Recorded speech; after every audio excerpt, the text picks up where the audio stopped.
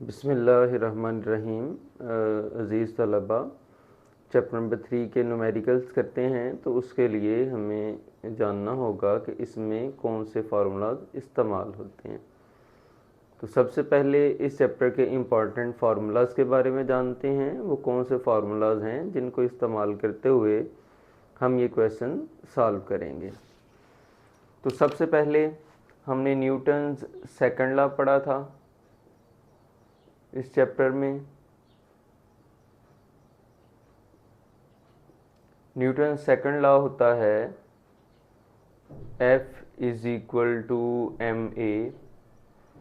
फिर हमने वेट पढ़ा था, तो वेट का फॉर्मूला हमने पढ़ा था W is equal to M G.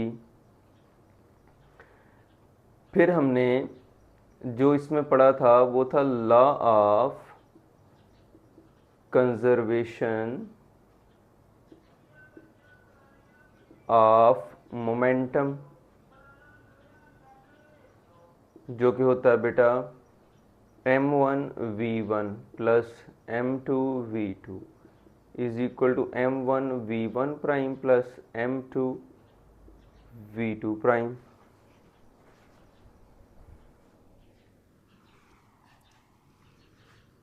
फिर हमने पढ़ा था इम्पल्स। इम्पल्स बेटा होता है F multiply by del T.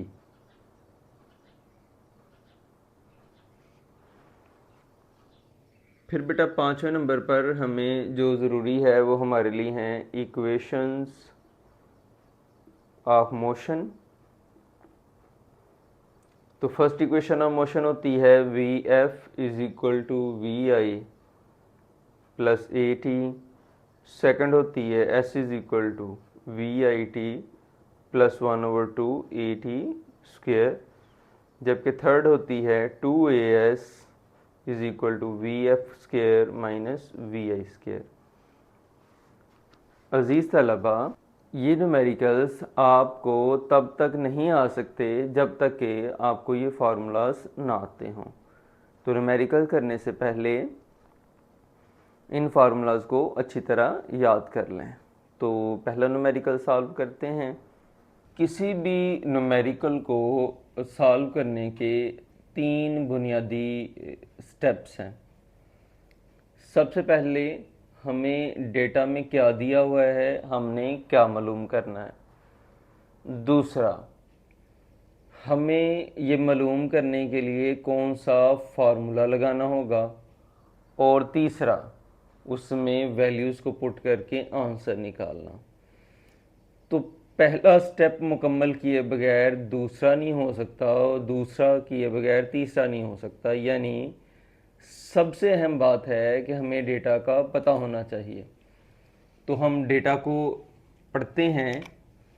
10 kilogram block, तो 10 किलोग्राम बेटा केजी यूनिट होता है मैस का। तो यूनिट से भी हमें पता लग जाता है ये क्या चीज़ है। तो हम लिखते हैं मैस ऑफ ब्लॉक, ये है बेटा 10 kilogram. Is placed on a smooth horizontal surface. चूंकि वो सरफेस के ऊपर ब्लॉक पड़ा हुआ है, ये सरफेस है तो सरफेस के ऊपर ये ब्लॉक हमारा पड़ा हुआ है। तो चूंकि ये यहाँ पर पड़ा हुआ है यानी रुका हुआ है, तो इसकी जो इनिशियल वेलोसिटी होगी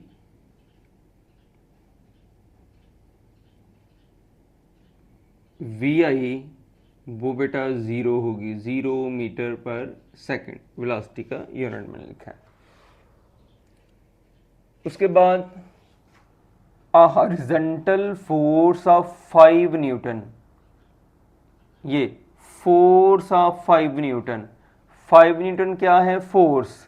तो हम लिखते हैं फोर्स जो कि है 5 newton is applied to the block, वो ब्लॉक पर लगाई गई है। पहले वाला पार्ट ये हमें गिवन डेटा था। पहले वाला पार्ट क्या है? The acceleration produce in the block, हमने फाइंड करना है एक्सेलरेशन, एक्सेलरेशन यानी ए हमने फाइंड करना है, ये हमारा ए वाला पार्ट है। तो पहले हम इसको सॉल्व कर लेते हैं। तो चूंकि हमने एक्सेलरेशन मालूम करना है, तो हमें जो डेटा दिया गया है उसमें एक हमें मैस ऑफ द ब्लॉक दिया गया है। मैस ऑफ द ब्लॉक को हम m से शो करते हैं, तो लिहाजा हम ये लिख लेते हैं m is equal to 10 kilogram. तो हम यहाँ पर फॉर्मूला लगाएंगे वो पहले वाला, Newton second law of motion by Newton's second law of motion F is equal to M A. हमने A फाइंड करना है, तो ये M इधर मल्टीप्लाई हो रहा था, इधर आके बेटा डिवाइड हो जाएगा। F की क्या वैल्यू है वो पुट कर लेते हैं, F है 5, M की क्या वैल्यू है, M है 10। 5 को 10 पे डिवाइड कर लें तो ये आ जाएगा 0.5। एक्सेलरेशन का यूनिट होता है मीटर पर सेकंड स्क्वायर। ये बेटा हमारा एक्सेलरेशन आ गया। बी पार्ट देखते हैं, the velocity of block after 5 second. So इसमें उसने हमें दिया हुआ है वेलोसिटी ऑफ ब्लॉक, ये हमने मालूम करना है। तो चूंकि ये तो इनिशियल वेलोसिटी तो पहले ही हमारे पास मौजूद है, तो अब जो वेलोसिटी होगी वो बेटा फाइनल वेलोसिटी होगी। तो फाइनल वेलोसिटी हमने मालूम करनी है, यानी VF हमने मालूम करना है। जबकि जो टाइम दिया गया है हमें, टाइम t, ये इज इक्वल टू है बेटा 5 सेकेंड्स का।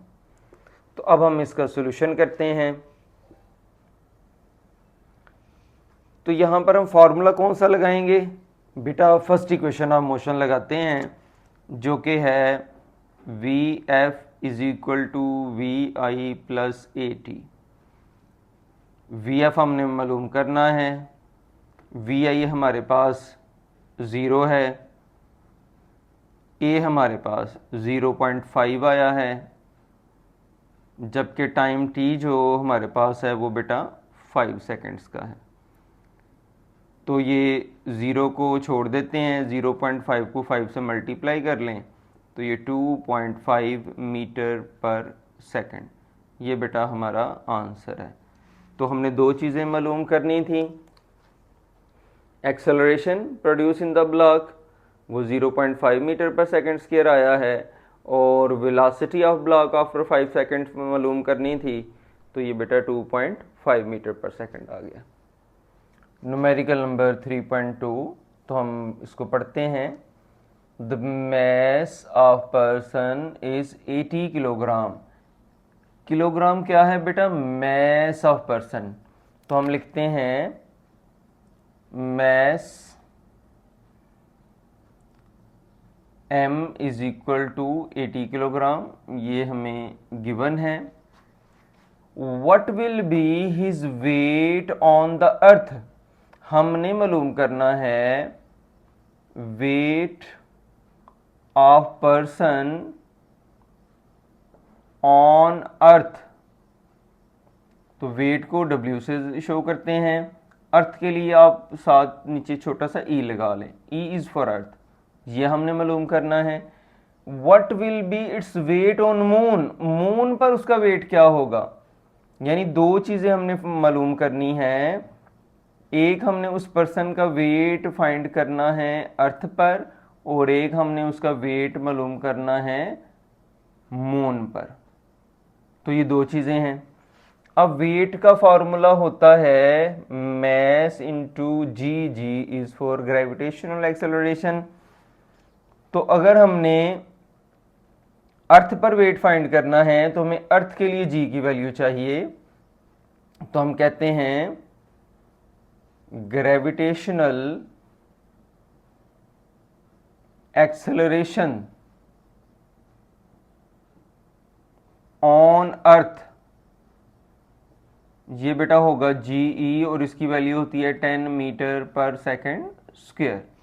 ये बेटा फिक्स वैल्यू है, ये हमेशा हम यही लेंगे। फिर the value of acceleration due to gravity of moon, acceleration due to gravity of moon, moon की ग्रेविटी का जो एक्सेलरेशन है, यहाँ हम कह सकते हैं gravitational acceleration on moon, moon को हम शो करते हैं GM से, ये है बेटा 1.6 मीटर पर सेकेंड स्क्वायर। तो दो चीज़ें हमने मालूम करनी है, एक को हम ए कह लेते हैं, wait of person on earth find करना है और wait of person on moon मालूम करना है। तो हम इसके दो हिस्से कर लेते हैं। पहले जब हमने वेट ऑन अर्थ फाइंड करना है तो हम इस फॉर्मूले को इस तरह से लिखेंगे, weight on earth m, g gravitational acceleration on earth. तो मैस हमें दिया गया है 80 किलोग्राम, जबकि g हमें दिया गया है 10 मीटर पर सेकेंड स्क्वायर।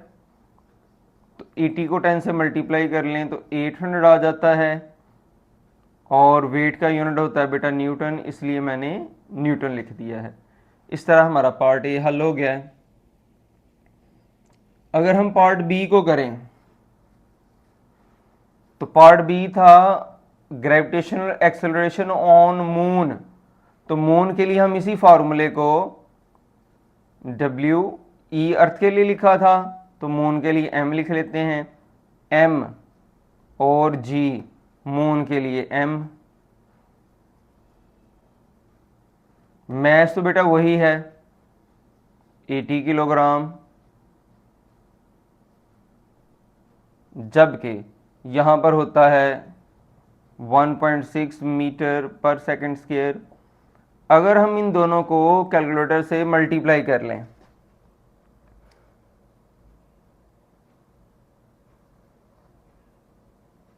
तो ये 128 न्यूटन आ जाएगा। न्यूमेरिकल नंबर 3 है, what force is required, what force, एक चीज बेटा ये दी गई है जो कि हमने मालूम करनी है, व्हाट फोर्स यानी कितनी फोर्स। तो force is equal to F, ये बेटा हमारा क्वेश्चन मार्क है, is required to increase the velocity of 800 kilogram car. Kilogram unit होता है मैस का, तो मैस ऑफ कार जो हमें दी गई है m, हम इसको कहते हैं, वो है 800 किलोग्राम, और velocity from this to this, यानी पहले उसकी वेलोसिटी 10 मीटर पर सेकंड थी, वो बढ़कर 30 मीटर पर सेकंड हो गई है, यानी वेलोसिटी 10 मीटर पर सेकंड से चेंज होकर 30 मीटर पर सेकंड हो गई है। तो ये जो पहले दिया गया है ये उसकी इनिशियल वेलोसिटी होती है, और इनिशियल वेलोसिटी को आप VI से जाहिर करते हैं, तो ये होगा बेटा 10 metre per second to 30 metre per second. बेटा ये इसकी फाइनल वेलोसिटी होती है, और फाइनल वेलोसिटी VF, ये 30 मीटर पर सेकंड आ गया। इन 10 सेकंड्स, सेकंड्स में हमेशा टाइम होता है, तो ये टाइम T ये इज इक्वल टू 10 सेकंड्स आ गया है। तो ये बेटा हमने सारा डेटा लिख लिया है 3.3 का। हमने मालूम करनी है फोर्स F। अगर हम वहाँ पर Newton second law of motion देखें तो F का फॉर्मूला होता है ma। हमें m दिया गया है, लेकिन बेटा हमारे पास a नहीं है, तो हमने चैप्टर नंबर 2 में एक्सेलरेशन का फॉर्मूला पढ़ा था, हम वो फॉर्मूला लिखते हैं। एक्सेलरेशन हमारे पास होता है acceleration VF minus VI over T। तो वैल्यूज पुट करते हैं। वी एफ की वैल्यू हमारे पास क्या है 30, वी आई की वैल्यू कितनी है 10 ओवर टी, टी कितना है हमारे पास 10, 30 में से 10 निकाल लें तो 20 ओवर 10, 0 0 से कट गया तो एक्सेलरेशन हमारा आ गया 2 मीटर पर सेकेंड स्क्वायर। अब जब हमारे पास एक्सेलरेशन आ गया हुआ है तो हम आसानी जो है ना वो फोर्स मालूम कर सकते हैं। कैसे हम लिखते हैं Newton second law of motion, by Newton's second law of motion क्या था भला, F is equal to M A. तो बेटा हमारे पास m कितना दिया हुआ है, ये mass of the car 800, acceleration a कितना दिया हुआ है 2, तो 800 को 2 से मल्टीप्लाई कर लेंगे तो 1600 न्यूटन, चूंकि फोर्स का यूनिट न्यूटन होता है। तो इस तरह ये हमारा थर्ड वाला न्यूमेरिकल सॉल्व हो गया। डियर स्टूडेंट, न्यूमेरिकल नंबर 3.4 है। हम सबसे पहले इसका डेटा लिखते हैं। आ 5 ग्राम्स बुलेट, तो हम सबसे पहले लिखते हैं mass of the bullet. Mass of the bullet कितना है बेटा 5 ग्राम्स, तो इसको मैंने m1 कह लिया, ये 5 ग्राम्स है। ग्राम्स को किलोग्राम में लाने के लिए हम 1000 से डिवाइड करते हैं। क्यों? क्योंकि 1 किलोग्राम में 1000 ग्राम्स होते हैं, तो लिहाजा 5 को हमने 1000 से डिवाइड कर लिया। तो 5 को अगर हम 1000 से डिवाइड करें तो ये बेटा आ जाता है 0.005 किलोग्राम। अगर मैस ऑफ द बुलेट हमें दिया गया है तो अब हमें मैस ऑफ द गन चाहिए। तो ये मैस ऑफ द गन दिया गया है। मैस ऑफ द गन हमारे पास कितना है 10 किलोग्राम। तो लिहाजा मैंने लिख दिया mass of the gun m2 है, ये 10 किलोग्राम है। चूंकि ये पहले ही किलोग्राम में है तो हम इसको फिर कन्वर्ट नहीं करते। इस न्यूमेरिकल को आगे प्रोसीड करने से पहले कुछ इसके बारे में जान लेते हैं। बेटा हमने जब ये चैप्टर का टॉपिक पढ़ा था तो हमने ये पढ़ा था कि बिफोर फायरिंग, जब फायर नहीं किया होता, अभी हम गोली को हम फायर नहीं करते, बुलेट को हम फायर नहीं करते, तो बेटा गन भी रेस्ट में होती है और बुलेट भी रेस्ट में होती है। चूंकि गन भी रेस्ट में होती है, बुलेट भी रेस्ट में होती है, तो लिहाजा हम इन दोनों की जो इनिशियल वेलोसिटीज हैं हम उनको ज़ीरो ले लेते हैं। तो यही हमने लिखा है before firing initial velocity of bullet कितनी होगी बेटा 0। अब 0 क्यों होगी? क्योंकि वो रेस्ट में है। इनिशियल वेलोसिटी ऑफ गन बेटा वो कितनी होगी? वो भी बेटा 0 होगी। क्यों? क्योंकि गन भी रेस्ट में है। बेटा ये जो डायग्राम्स हैं ये सिर्फ आपको समझाने के लिए बनाई हैं। अब हम बात करते हैं जब हम बुलेट को फायर करते हैं। जब हम बुलेट को फायर करेंगे तो ये v1 प्राइम वेलोसिटी से फॉरवर्ड डायरेक्शन में जाएगी। इसके मोमेंटम को कंजर्व करने के लिए उतने ही मोमेंटम से जो गन है वो पीछे की जानब यानी बैकवर्ड डायरेक्शन में रिकॉइल करती है। तो बुलेट फॉरवर्ड डायरेक्शन में मूव करती है, उसकी वेलोसिटी को आफ्टर कोलिजन हम v1 प्राइम कहते हैं। और ये दिया गया है bullet moves with velocity of 300 metre per second, यानी ये वाली जो वेलोसिटी है बुलेट की वो इतनी दी हुई है, कितनी 300 मीटर पर सेकेंड। तो इसलिए हम लिखते हैं कि फाइनल वेलोसिटी ऑफ बुलेट जो है ना वो है बेटा हमारी 300 मीटर पर सेकेंड। कहते find the recoil speed of the gun, यानी गन किस स्पीड से पीछे को, रिकॉइल का मतलब पीछे को किस वेलोसिटी के साथ आती है, तो ये बेटा हमने final velocity of the gun मालूम करनी है। एक मिनट तो मैं फिर थोड़ा सा आपको डेटा समझा दूं। चूंकि फायर होने से पहले बुलेट भी रेस्ट में थी, गन भी रेस्ट में थी, तो दोनों की इनिशियल वेलोसिटीज बेटा 0 हैं। आफ्टर फायरिंग जब फायर हो जाती है तो उसने दिया है कि बुलेट की वेलोसिटी 300 मीटर पर सेकंड है, तो बाद वाली को हम v1 प्राइम से शो करते हैं, तो ये 300 मीटर पर सेकंड आ गया। जबकि जो गन जिस वेलोसिटी से रिकॉइल करती है, पीछे को हरकत करती है, वो हमने मालूम करनी थी, हमने उसको v2 प्राइम कह दिया। और क्वेश्चन मार्क का मतलब ये है कि ये वाली चीज हमने मालूम करनी है।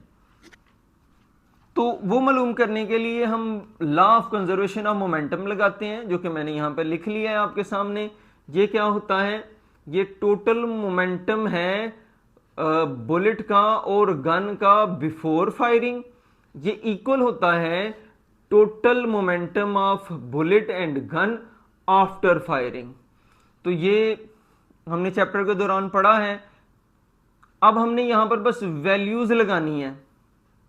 m1 है मैस ऑफ द बुलेट, ये कितनी दी हुई है 0.005।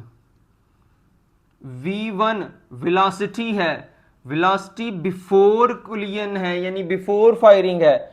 तो बेटा ये बिफोर फायरिंग जो बुलेट की वेलोसिटी है v1 वो बेटा 0 है। इस तरह m1 अगर बुलेट का मैस है तो m2 हमारा गन का मैस है, ये है हमारा 10।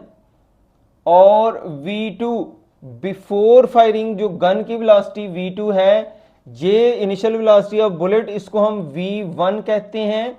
और ये जो इनिशियल वेलोसिटी ऑफ गन है इसको हम v2 कहते हैं। v1 प्राइम बाद वाली वेलोसिटी है, v2 प्राइम भी बाद वाली वेलोसिटी है, ये पहले वाली वेलोसिटीज होती हैं। तो ये हमारा दोनों जीरो हैं। m1 फिर वही मैस ऑफ द बुलेट आ गया, जबकि v1 प्राइम उसकी वेलोसिटी है जो कि है 300, ये दी हुई final velocity of bullet v1 prime 300। m2 mass of the gun है जो कि है 10। और v2 प्राइम बेटा हमने मालूम करना है, ये हम वैसे ही लिख देते हैं। तो इसको 0 से मल्टीप्लाई करेंगे 0 हो जाएगा, इसको भी 0 से मल्टीप्लाई करेंगे तो 0 हो जाएगा। तो ये 0 + 0 हो जाएगा। 300 को 0.005 से आप मल्टीप्लाई कर लें तो ये 1.5 आ जाएगा, 10 और v2 का स्क्वायर। 1.5 को अगर हम इधर ले आए तो -1.5 आ जाएगा। और 10 चूंकि इधर मल्टीप्लाई हो रहा है बेटा, इधर आके डिवाइड हो जाएगा, तो ये आ जाएगा -0.15 मीटर पर सेकंड। बेटा ये जो वेलोसिटी है ये हमारी वेलोसिटी ऑफ द गन होगी। तो नेगेटिव साइन ये शो कर रहा है कि जो गन की वेलोसिटी है वो उल्टी डायरेक्शन में होगी। तो हम कहते हैं hence gun recoils with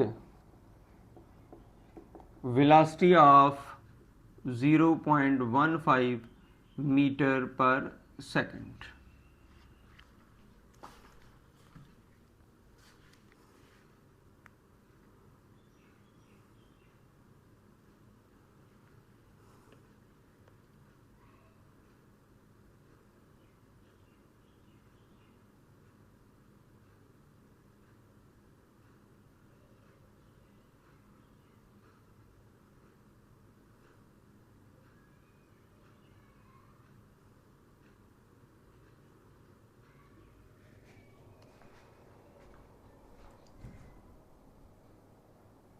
Numerical number 5, an astronaut weighs 70 kilogram. तो ये जो एस्ट्रोनॉट है इसका वेट है 70 किलोग्राम। तो मैं लिखता हूँ मैस ऑफ एस्ट्रोनॉट, इसको हम बेटा m1 कह लेते हैं, ये है हमारा 70 kilogram. He throws a wrench of mass 300 grams। तो mass of जो wrench है वो है बेटा, इसको हम m2 कह लेते हैं, ये है बेटा हमारा 300 ग्राम्स। इसको किलोग्राम में लाना होगा तो 1000 से डिवाइड करेंगे। बेटा 1000 से क्यों डिवाइड करते हैं, क्योंकि 1 किलोग्राम में 1000 ग्राम्स होते हैं, तो ये आ जाएगा हमारा 0.3 किलोग्राम। फिर बेटा हमने क्या मालूम कर, he throws a wrench of mass 300 kilogram. अब देखते हैं हम, आगे लिखा हुआ है at a speed of 3.5 metre per second. बेटा यहां पर भी वही बात है, बेटा यहां पर कुछ बात इस तरह से है कि बिफोर थ्रोइंग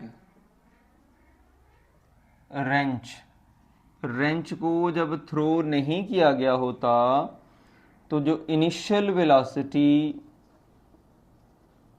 होगी हमारी एस्ट्रोनॉट की, हम उसको v1 कहते हैं। बेटा ये 0 होगी, और जो इनिशियल वेलोसिटी होगी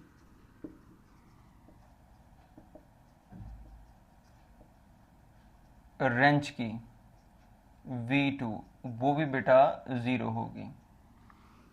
अब आफ्टर थ्रोइंग, जब हम रेंच को थ्रो कर लेते हैं, आफ्टर थ्रोइंग रेंच, तो फाइनल वेलोसिटी ऑफ एस्ट्रोनॉट, चूंकि इनिशियल वेलोसिटी v1 थी तो फाइनल वेलोसिटी v1 प्राइम होगी। बेटा ये यहाँ पर अगर हम देखें तो स्पीड ऑफ एस्ट्रोनॉट जो है ना वो हमने मालूम करनी है, तो लिहाजा ये हमारा होगा क्वेश्चन मार्क। जबकि final velocity of the wrench v2 prime है, तो बेटा वो दी गई है कितनी, 3.5 मीटर पर सेकेंड। अब बेटा हम अपनी कैलकुलेशन करने के लिए, यानी v1 प्राइम मालूम करने के लिए bye law of conservation of momentum का सहारा लेते हैं। Law of conservation of momentum यहाँ पर भी आपको बताया गया है। तो क्या होता है बेटा, ये total initial momentum is equal to होता है टोटल फाइनल मोमेंटम के। तो ये मैंने लिख लिया टोटल इनिशियल मोमेंटम, ये टोटल फाइनल मोमेंटम है। अब यहाँ पर हम वैल्यूज पुट करते हैं, तो m1 हमारा क्या है, m1 है बेटा हमारे पास 70, v1 है बेटा हमारे पास 0, m2 है 300 ग्राम, जिसको हमने किलोग्राम में लाए तो वो आ गया 0.3, v2 0 है, m1 70, v1 प्राइम हमने मालूम करना है, m2 0.3 है, जबकि v2 3.5 है। अब हम इसको सॉल्व करते हैं, 70 को 0 से मल्टीप्लाई करेंगे तो 0, 0.3 को 0 से मल्टीप्लाई करेंगे तो बेटा 0, ये 70 v1 प्राइम, 0.3 को 3.5 के साथ करेंगे तो बेटा ये आ जाएगा 1.05। ये जो 1.05 इधर प्लस का है, इधर आएगा तो माइनस हो जाएगा, इधर 70 v1 प्राइम, 70 इधर मल्टीप्लाई हो रहा है तो इधर आके डिवाइड हो जाएगा। तो जब हम इसको 70 पे डिवाइड करते हैं तो हमारा आंसर आ जाता है -0.015 मीटर पर सेकंड, जो कि बेटा हमारे एस्ट्रोनॉट की वेलोसिटी होगी रेंच को फेंकने के बाद। अब हम बी पार्ट करते हैं, the distance covered by the astronaut in 30 minutes. B वाले पार्ट में जो हमें दिया गया है वो टाइम टी जो है ना वो है बेटा 30 मिनट्स। तो अगर हम इसे सेकंड्स में लाते हैं तो ये 30, एक मिनट में 60 सेकंड होते हैं, तो उससे मल्टीप्लाई हो जाएगा, ये 1800 सेकंड्स आ जाएगा। डिस्टेंस फाइंड करने के लिए हमें दो चीजें चाहिए होती हैं। डिस्टेंस बेटा होता है स्पीड मल्टीप्लाई बाय टाइम, तो एक हमें चाहिए स्पीड, तो स्पीड ऑफ एस्ट्रोनॉट हमने यहां पर निकाली है, वो बेटा ये है, जो कि है -0.015 मीटर पर सेकंड। बेटा माइनस का साइन ये जाहिर कर रहा है कि जिस डायरेक्शन में रेंच मूव कर रहा है उससे अपोजिट डायरेक्शन में एस्ट्रोनॉट मूव कर रहा है, लेकिन उसकी वैल्यू की अगर हम बात करें तो वैल्यू वही है, नेगेटिव सिर्फ डायरेक्शन को शो करता है, इस वजह से हम यहाँ पर नेगेटिव नहीं लगाएंगे। क्योंकि डिस्टेंस स्केलर होता है इसके लिए डायरेक्शन की ज़रूरत नहीं है। तो स्पीड कितनी है हमारी, ये है बेटा 0.015। टाइम कितना है हमारा 1800। अब हम इन दोनों को मल्टीप्लाई कर लेते हैं तो ये आ जाएगा 27 मीटर। न्यूमेरिकल नंबर 6 है, आ 6.5 into 10 powers 3 kg bogie, bogie बेटा ट्रेन के डिब्बे को बोलते हैं, ऑफ अ गुड्स ट्रेन यानी चीज़ों को ले जाने वाली ट्रेन में, is moving with velocity of 0.8 metre per second. वो 0.8 मीटर पर सेकंड की वेलोसिटी से हरकत कर रही है। Another bogie of mass 9.2 into 10 power 3 kilogram, एक दूसरा ट्रेन का डिब्बा है, बोगी है, कमिंग फ्रॉम बिहाइंड, पीछे से आ रही है, विद अ वेलोसिटी ऑफ, उसकी जो वेलोसिटी है वो 1.2 मीटर पर सेकंड है, एंड कपल्स टू इट, और वो इसके साथ जुड़ जाती है। Find the common velocity of two bogie after they become coupled. तो जब वो दोनों आपस में जुड़ जाते हैं तो जुड़ने के बाद दोनों की कॉमन वेलोसिटी यानी मुश्तरका वेलोसिटी कितनी होगी ये हमने मालूम करना है। तो अब हम अपना डेटा लिखते हैं। सबसे पहले अगर हम देखें तो ये लिखा हुआ है, ये मैस है, हम कहते हैं ये हमारा मैस ऑफ फर्स्ट बोगी है। चूँकि यहाँ पर दो बोगीज थी, दो को डिब्बे थे, इसको हम M1 कह लेते हैं। ये हमारा आ गया 6.5 इंटू 10 की पावर 3 किलोग्राम। इसी तरह ये इसकी वेलोसिटी है, तो ये होगा वेलोसिटी ऑफ फर्स्ट बोगी, ये V1 है, ये है 0.8 मीटर पर सेकेंड। अब हम लिखते हैं mass of second bogie M2, वो बेटा ये दिया हुआ है, और फिर हम लिखेंगे वेलोसिटी ऑफ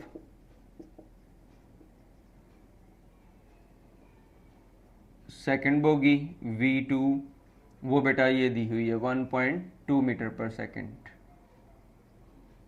अब जब वो जुड़ जाते हैं तो उनकी वेलोसिटी कॉमन हो जाती है यानी सेम हो जाती है।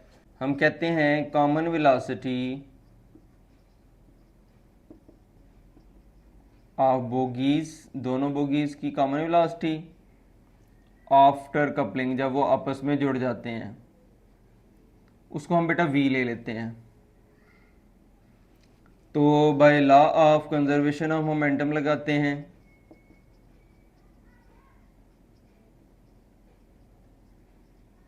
Law of conservation of momentum क्या होता है, M1 V1 plus M2 V2 is equal to M1 V1 prime plus M2 V2 prime. तो वैल्यूज पुट कर लेते हैं। हमारे पास M1 था, ये था 6.5 इंटू 10⁻³ V1 है 0.8, M2 है हमारे पास 9.2 इंटू 10⁻³, जबकि V2 है 1.2। इधर M1 हम लगाएंगे 6.5 इंटू 10⁻³। चूँकि कपलिंग के बाद, आपस में जुड़ने के बाद दोनों डिब्बे एक ही वेलोसिटी से मूव करते हैं, तो लिहाजा V1 प्राइम भी V ही होगा और V2 प्राइम भी V होगा। कपल होने के बाद दोनों की वेलोसिटी V है, यही हमने मालूम करना था। तो V1 प्राइम को भी हम V लेते हैं। M2 है हमारा 9.2 इंटू 10⁻³ और V2 प्राइम को भी हम V लेते हैं। अब हम 0.8 को 6.5 से मल्टीप्लाई करते हैं तो ये आ जाएगा हमारा 5.2 इंटू 10⁻³, और अगर हम 1.2 को 9.2 से मल्टीप्लाई करते हैं तो ये हमारा आ जाएगा 11.04 इंटू 10⁻³ इधर इन दोनों में से v कॉमन ले लें। अगर हम v कॉमन ले लें तो इधर आ जाएगा 6.5 इंटू 10⁻³ प्लस 9.2 इंटू 10⁻³। अगर हम इन दोनों को ऐड करते हैं तो ये आ जाएगा हमारा 16.24 इंटू 10⁻³ और अगर हम इन दोनों को ऐड करते हैं तो ये हमारा आ जाएगा 15.7 इंटू 10⁻³ तो v हमारा आ जाएगा, ये इधर आके डिवाइड हो जाएगा 16.24 इंटू 10⁻³ डिवाइडेड बाय 15.7 इंटू 10⁻³। ये से कैंसिल हो जाएगा तो जो हमारा v आ जाएगा वो बेटा होगा 1.03 मीटर पर सेकंड, जो कि इनकी कॉमन वेलोसिटी है। न्यूमेरिकल नंबर 7 है अ साइक्लिस्ट वेगिंग 55 किलोग्राम। बेटा चूंकि ये किलोग्राम में है तो किलोग्राम में मैस होता है, तो हम लिखते हैं मैस ऑफ साइक्लिस्ट। इसको बेटा हम m1 कह लेते हैं, ये है 55 kilogram. Rides a bicycle of mass, तो मैस ऑफ बाईसाइकिल इसको आप m2 ले लें तो ये होगा 5 किलोग्राम। तो जो टोटल मैस होगा इनका m, वो होगा m1 प्लस m2, यानी साइकिलिस्ट के मैस को और बाईसाइकिल के मैस को हम ऐड कर लेते हैं तो 55 प्लस 5 ये आ जाएगा हमारा 60 किलोग्राम।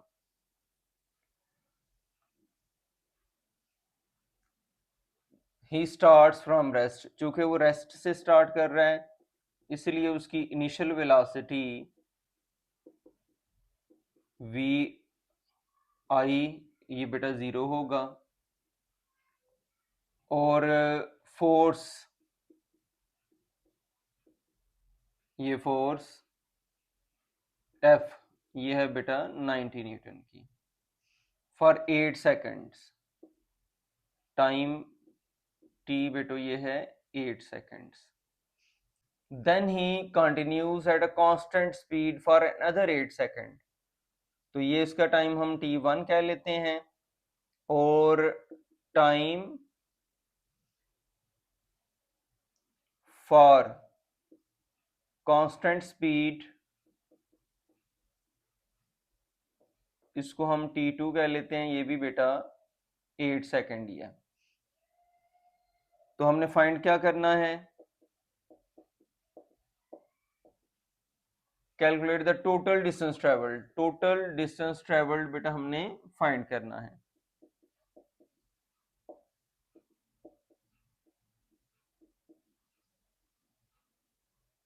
ये बेटा हमारा एस होगा, ये हमने मालूम करना है। ए प्यारे बेटो, इस सवाल के दो हिस्से हैं। एक हिस्से में उस पर 8 सेकंड के लिए 90 न्यूटन की फोर्स अमल करती रहती है, तो हमने ये देखना है कि इस दौरान उसने कितना डिस्टेंस कवर किया है और फिर हम देखते हैं कि अगले 8 सेकंड फिर वो उसी स्पीड के साथ हरकत करता रहता है, तो उस 8 सेकंड के दौरान वो कितना डिस्टेंस कवर करता है। तो सबसे पहले हम इसमें से सॉल्यूशन की तरफ अगर हम चलें तो सॉल्यूशन में हम इसमें सबसे पहले एक्सेलरेशन मालूम करते हैं। तो हम जानते हैं कि F इज इक्वल टू होता है बेटा एम ए, तो ए बेटा होगा F ओवर एम। F हमारा कितना दिया हुआ है, F है बेटा ये 90, जबकि M हमारा कितना आया था टोटल 60। तो अगर 90 को आप 60 पे डिवाइड कर लेते हैं तो हमारा जो एक्सेलरेशन आ जाएगा वो बेटा आ जाएगा 1.5 मीटर पर सेकेंड स्क्वायर। तो इस तरह हमारा एक्सेलरेशन आ गया है। अब हम इसकी फाइनल वेलोसिटी मालूम करते हैं by first equation of motion. V F is equal to होगा बेटा V I plus A T. V F, V I ये दिया गया है 0 है, ए है बेटा 1.5, जबकि टाइम टी है हमारे पास ये पहली मोशन का टाइम ये वाला था, इसको हम t1 कह लेते हैं, तो ये 8 हो जाएगा। तो बेटा ये बन जाता है 12 मीटर पर सेकेंड। 0 को तो हमने लिखना नहीं है, तो 1.5 को 8 से मल्टीप्लाई कर लें तो ये 12 मीटर पर सेकेंड आ जाता है। एक्सेलरेशन और फाइनल वेलोसिटी मालूम करने के बाद अब हम डिस्टेंस फाइंड कर लेते हैं। तो पहले हम करते हैं डिस्टेंस ड्यूरिंग फर्स्ट 8 सेकेंड्स। तो उसके लिए हम सेकंड इक्वेशन ऑफ मोशन लगाते हैं, s is equal to V I T plus 1/2 A T square. चूंकि पहली मोशन के लिए मैंने टाइम को t1 से रिप्रेजेंट किया हुआ है, तो ये लिहाजा यहाँ पर मैं t1 लगा रहा हूँ। s वैसे ही आएगा, वी आई 0 था, टाइम t1 हमारा ये 8 सेकंड था, 1/2 एक्सेलरेशन बेटा 1.5 आया है ये हमारा, जबकि t1 वही 8 का स्क्वायर होगा। तो 0 को 8 से मल्टीप्लाई कर लेंगे 0, ये 1/2, ये 1.5, 8 का स्क्वायर 64 होता है। 2 बेटा इसको काटेगा तो 32 आ जाएगा। 32 को आप 1.5 से मल्टीप्लाई कर लें तो ये 48 मीटर आ जाएगा। तो ये हमारा फर्स्ट डिस्टेंस आ गया, हम इसको S1 कह लेते हैं। अब हम करते हैं distance during the next 8 seconds. तो वो बेटा चूंकि यहाँ पर अब नेक्स्ट 8 सेकंड के दौरान स्पीड कांस्टेंट रहती है, तो उसमें डिस्टेंस हमारा सिंपल सा होता है, डिस्टेंस होगा बेटा स्पीड मल्टीप्लाई बाय टाइम। तो ये डिस्टेंस s2 कह लेते हैं। स्पीड बेटा ये हमने निकाली इसलिए थी 12 और टाइम है हमारा 8। 12 को 8 से मल्टीप्लाई कर लें तो ये 96 मीटर आ जाएगा। एक डिस्टेंस हमारा 48 मीटर आया है, एक डिस्टेंस हमारा 96 मीटर आया है। तो अब हम अगर टोटल डिस्टेंस निकालेंगे तो टोटल डिस्टेंस s बेटा इन दोनों को ऐड करके आएगा। पहला डिस्टेंस था 48 मीटर, दूसरा था 96 मीटर, तो बेटा ये टोटल आ गया हमारा 144 मीटर। न्यूमेरिकल नंबर 8 है बेटा a ball of mass 0.4 kilogram. तो ये बॉल का मैस है, तो मैं लिखता हूं मैस ऑफ बॉल, इसको हम m का नाम दे लेते हैं, ये होगा 0.4 kilogram, is dropped on the floor from a height of 1.8। तो ये उसकी इनिशियल हाइट है।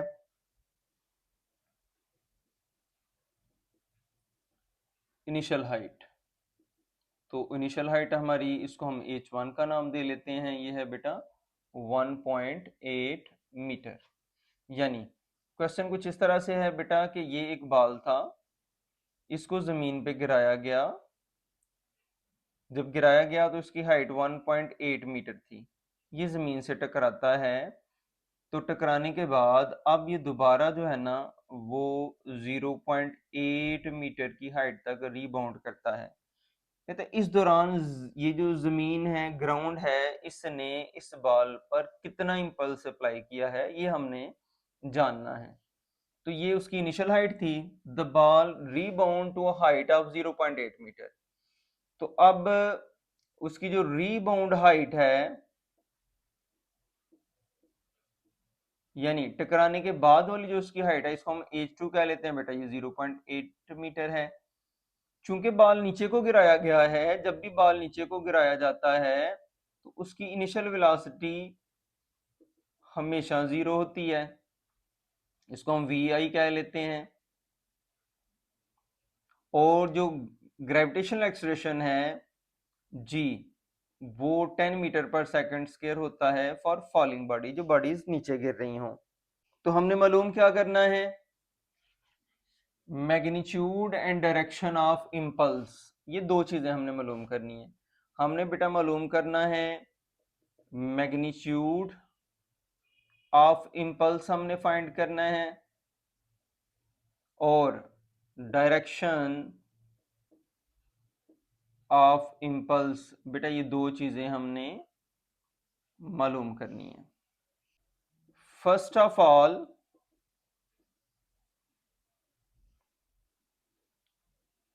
We calculate the velocity of ball before hitting the ground।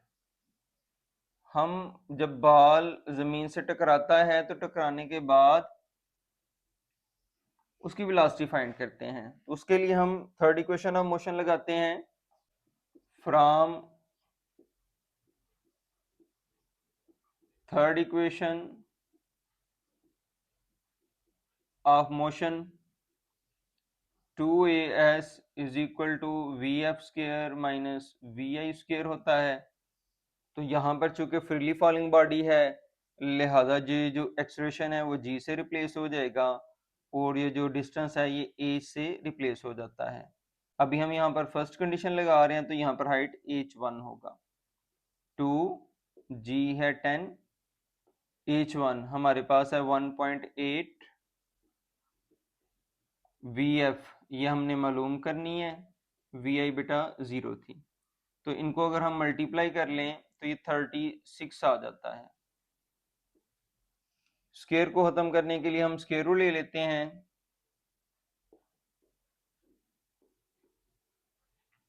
तो बेटा 36 का स्केयर 6 होता है, तो वी एफ हमारा आ जाएगा 6 मीटर पर सेकेंड।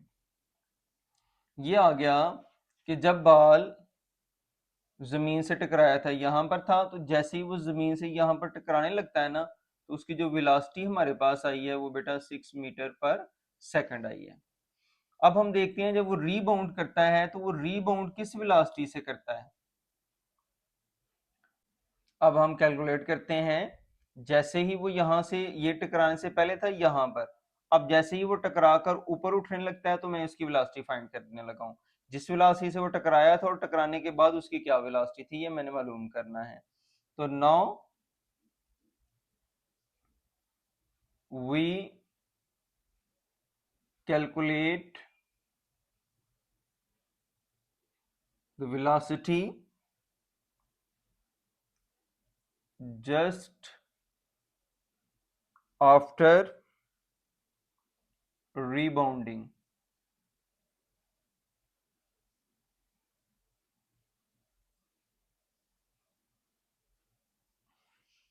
अब बेटा जैसे ही उसने अपनी मोशन ऊपर की जानब स्टार्ट की है, तो हम देखते हैं कि वो रीबाउंड करने के बाद यहां से जब ऊपर की तरफ जा रहा है तो उसने हाइट कितनी कवर की है, वो कितना रीबाउंड हुआ है 0.8 मीटर। तो यहाँ पर उसकी हाइट h2 आ जाएगी 0.8 मीटर की। अब जब ऊपर को बॉडी जा रहा हो तो हाईएस्ट पोजीशन पर उसकी वेलोसिटी हमेशा 0 होती है, तो लिहाजा vf जो है ना वो बेटा हो जाएगा 0 मीटर पर सेकंड। जब बॉडी ऊपर को जा रहा हो तो एक्सलेरेशन जो है ना वो नेगेटिव होता है, यानी -g होता है, यानी -10 मीटर पर सेकंड स्क्वायर होगा। आप इसको इस तरह भी लिख सकते हैं कि g जब ऊपर को जा रहा हो तो -10 होगा। तो हमने यहाँ पर उसकी इनिशियल वेलोसिटी पे मालूम करनी है कि वो किस वेलोसिटी से ऊपर किस वेलोसिटी से उठा था। तो vi जो है ना वो हमारा यहाँ पर क्वेश्चन मार्क होगा। वही हम थर्ड इक्वेशन ऑफ मोशन लगा लेते हैं।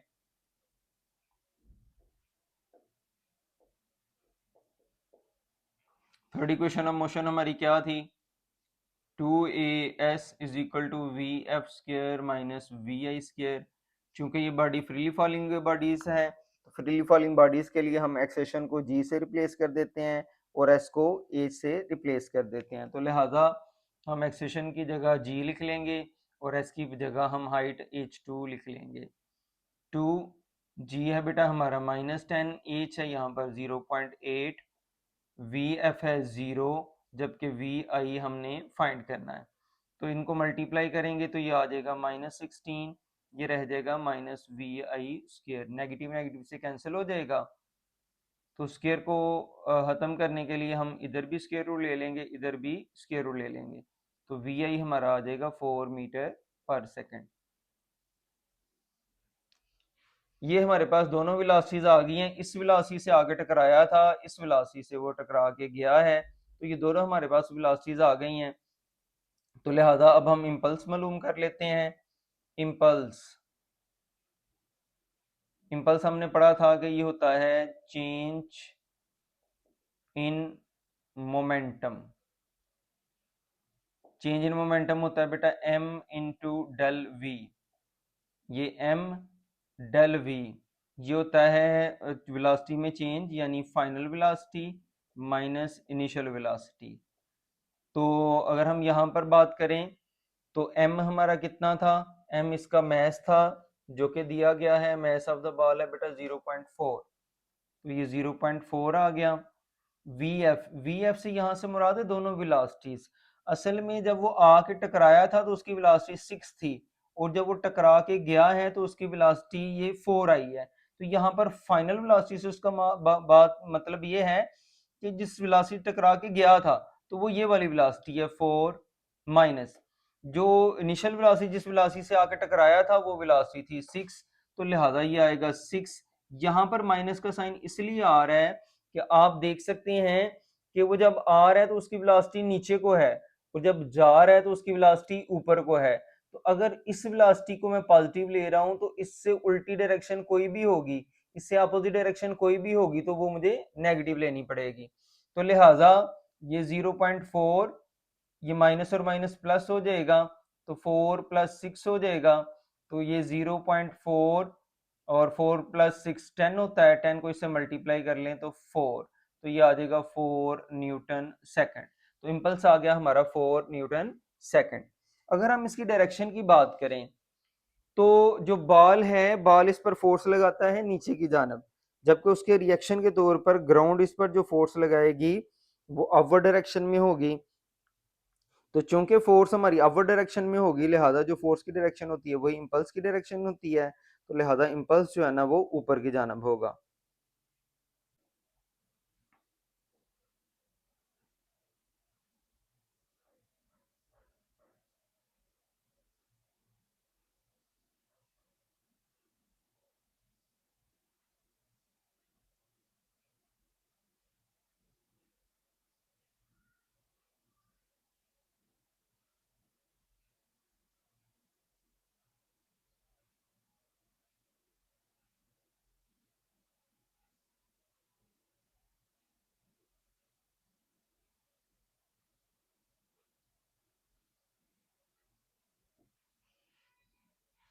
Hence direction of impulse is upward as the floor push the ball upward। तो जो फोर्स की डायरेक्शन होती है वही इंपल्स की डायरेक्शन होती है। जी तो प्यारे बच्चों, न्यूमेरिकल नंबर 9 है।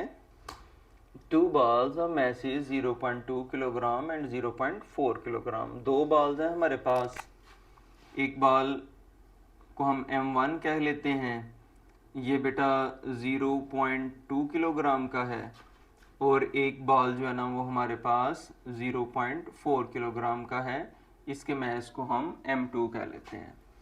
Are moving towards each other, ये दोनों एक दूसरे की तरफ आ रहे हैं, ये दोनों एक दूसरे की तरफ आ रहे हैं। एक बाल अगर इधर को जा रहा है तो दूसरा बाल उसकी तरफ आ रहा है इधर को। तो एक की वेलोसिटी है बेटा 20, अगर इसकी वेलोसिटी v1 ले लूं मैं 20, तो इसकी वेलोसिटी v2 ये बेटा 5 मीटर पर सेकंड है। लेकिन चूंकि ये दोनों एक दूसरे की अपोजिट डायरेक्शन में जा रहे हैं, तो अगर मैं इसको पॉजिटिव लूंगा तो फिर ये हमारा नेगेटिव होगा, और अगर मैं इसको पॉजिटिव लूंगा तो ये हमारा नेगेटिव होगा। तो अब हम इसको डेटा की फॉर्म में लिखते हैं। Mass of first ball,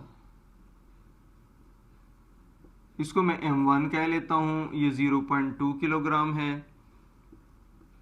mass of second ball, इसको मैं m2 कह लेता हूं, ये 0.4 किलोग्राम है। वेलोसिटी ऑफ फर्स्ट बॉल, बेटा अगर इसका मैस m1 है तो वेलोसिटी v1 होगी, ये है 20 metre per second. Velocity of second ball v2, ये बेटा होगी -5। -5 क्यों होगी, पहले में भी मैंने आपको बताया है, ये दोनों बॉल एक दूसरे की तरफ आ रहे हैं, एक अगर इधर को जा रहा है तो दूसरा इधर को आ रहा है, दोनों वेलोसिटीज एक दूसरे की अपोजिट डायरेक्शन में है, इस वजह से माइनस का साइन आ रहा है। आफ्टर कुलियन, अब हम आफ्टर कुलियन बात करते हैं, जब ये टकरा जाते हैं आपस में ना, तो after कुलियन final velocity of first ball, first ball था हमारा 0.2 वाला, तो 0.2 वाले बॉल की वेलोसिटी देख लें, 0.2 किलोग्राम मैस वाले बॉडी की वेलोसिटी 6 मीटर पर सेकंड, लिहाजा v1 प्राइम होगा बेटा 6 metre per second. What will be the velocity of 0.4 kilogram ball, यानी हमने final velocity of second ball मालूम करनी है। हमारा सेकंड बॉल जो है ना वो 0.4 किलोग्राम वाला था, तो ये हमने बेटा मालूम करना है, ये असल में v2 प्राइम था। तो उसी तरह आसानी से by law of conservation of momentum करते हैं, वो होता है बेटा m1v1 plus m2v2 is equal to m1v1 prime plus m2v2 prime. अब वैल्यूज पुट कर लेते हैं, m1 हमारे पास कितना है 0.2, v1 हमारे पास कितना है 20, m2 0.4,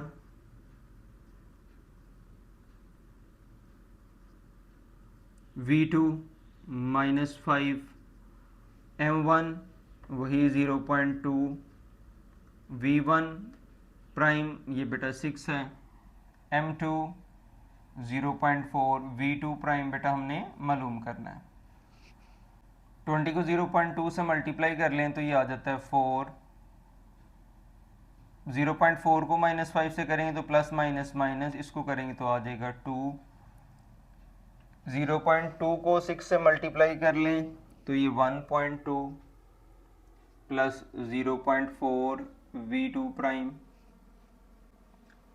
4 में से 2 निकाल लेंगे तो 2, 1.2 प्लस 0.4 इंटू v2 प्राइम, 1.2 इधर आके माइनस हो जाएगा, ये 0.4 v2 आ जाएगा, 2 में से 1.2 निकाल लें तो 0.8 हो जाएगा, तो 0.4 इधर मल्टीप्लाई हो रहा है तो इधर आके डिवाइड हो जाएगा, लिहाजा 0.8 डिवाइड बाय 0.4 ये आ जाएगा v2 प्राइम, इनको डिवाइड कर लेंगे तो बेटा 2 आ जाएगा। तो लिहाजा जो सेकंड बॉल है उसकी टकराने के बाद वेलोसिटी जो है ना वो 2 मीटर पर सेकंड होगी, जो कि हमारा रिक्वायर्ड था।